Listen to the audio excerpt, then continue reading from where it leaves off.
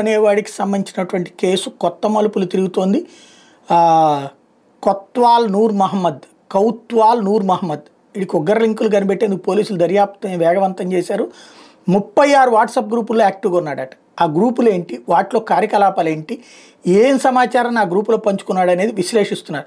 దీనికోసం అతను మొబైల్ ఫోన్ను ఫోరెన్సిక్ ల్యాబ్ పంపించారు.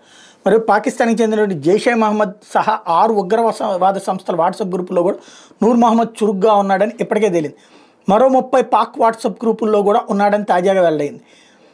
ఈ కేసును మరింత లోతుగా దర్యాప్తు చేసేందుకు నూర్ మహమ్మద్ని కస్టడీకి తీసుకోవాలని నిర్ణయించారు. కడప సెంట్రల్ జైల్లో ఉన్న అతన్ని కస్టడీకి ఇవ్వాలని కోరి ధర్మవరం కోర్టులో పోలీసులు మంగళవారం పిటిషన్ దాఖలు చేశారు. మరోవైపు నూర్ మహమ్మద్ను అదుపులో తీసుకున్న సమయంలో ఇచ్చిన సమాచారం ఆధారంగా ఉగ్ర లింకులు ఉత్తరప్రదేశ్, మధ్యప్రదేశ్లో ఉన్నట్టు కూడా తేలింది.